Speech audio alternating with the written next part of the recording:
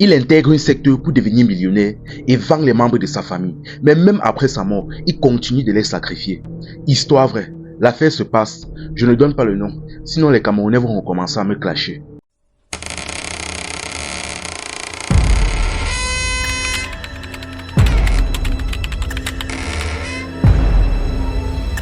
Déjà, voici le jeune en question. Ici, on va l'appeler Nganou. Nganou est un jeune diplômé d'une grande université. Il est parti déposer ses dossiers pour être embauché dans une société au port, qui se situe au port. Mais le problème est que il n'a été embauché qu'en tant que chauffeur. Malgré tous ses diplômes, tout son bagage intellectuel, il n'était que chauffeur du PDG. Bon, au début, la famille ne s'est pas cassée. Au moins, il faisait quelque chose. Sauf que du jour au lendemain, après seulement quelques jours, on entend qu'il a été promu dans la société. Il travaille dans la société jusqu'à il a son propre bureau climatisé et un salaire à gros chiffres. Là, la famille était étonnée que, mais comment ça se fait que tu es là en tant que chauffeur que depuis quelques jours et du jour au lendemain, tu es gradé, tu as ton propre bureau et un salaire de cette ampleur-là. Tout le monde était choqué, les gars se posaient des questions. Alors que dans la famille, il n'avait pas de relation, quelqu'un de côté ou quoi que ce soit. On connaît comment est le pays. Mais bref, la famille s'est tout de même réjouie parce que quelqu'un au moins dans la famille est proche du stade de millionnaire. Ils étaient contents. Sauf que les jours qui ont suivi après sa promotion, c'était l'hécatombe dans la famille. Des membres de la famille ont commencé à décéder en catastrophe. C'est-à-dire un jour, un oncle tombe subitement malade, il décède. Un autre jour, c'est une cousine qui tombe et décède. Un autre jour, c'est un oncle éloigné. Un autre jour, un cousin éloigné. Ainsi de suite, jusqu'au jour où sa sœur s'est fait agresser et dans l'agression, elle décède. Mais maintenant, vous devez comprendre que dans la sorcellerie, quand on veut te sacrifier devant eux, on ne te jette pas forcément la maladie ou la sorcellerie.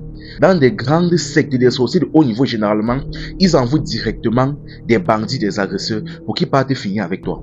Cette méthode-là est généralement utilisée par des grands sorciers. Parce que c'est très simple. Si on te jette la maladie, en t'amenant à temps chez un marabout ou chez un pasteur, tu peux être guéri et un retour à l'envoyeur peut être effectué. Par contre, quand c'est une agression, on peut te dire que bon, c'était pas ton jeu de chance. Tu as eu la malchance, tu es passé dans un mauvais couloir, on t'a pris, basta. Par contre, la famille maintenant n'était pas dupe. Parce qu'au vu de tous les décès qu'il y a eu dans la famille, et suite à l'agression de la fille, parce que il est bien vrai qu'elle avait été agressée, mais le problème est que son corps n'a pas été touché, donc il n'y a pas eu de V. Son téléphone n'a pas été volé, son argent n'a pas été volé. Bref, rien sur elle n'a été pris, c'était juste, on a seulement terminé comme ça. Là, on a compris que c'était une histoire de sorcellerie. Ils ont donc décidé d'aller chez un marabout pour faire le retour à l'envoyeur.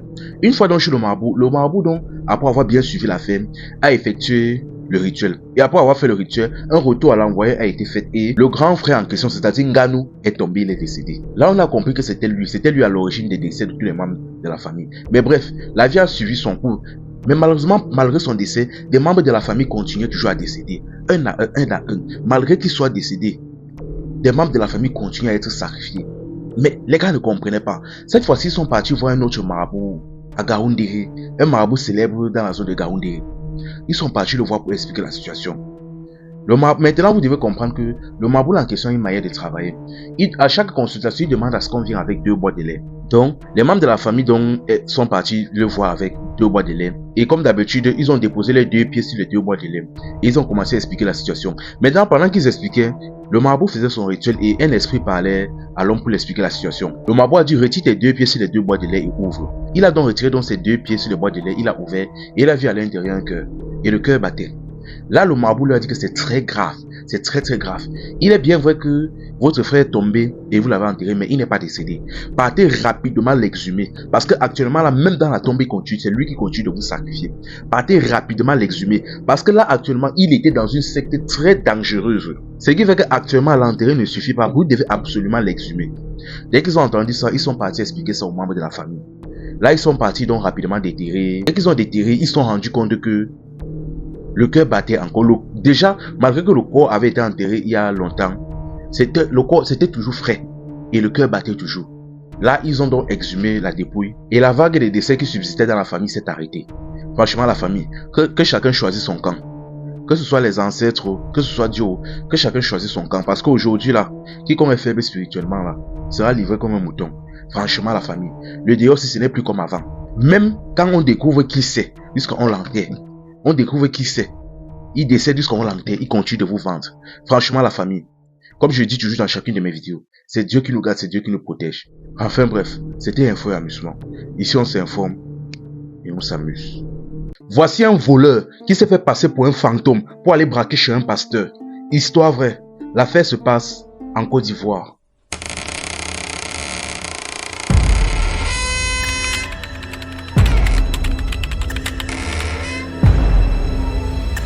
Il y a un vieux proverbe ici chez nous au Cameroun qui dit « La famine donne l'inspiration ».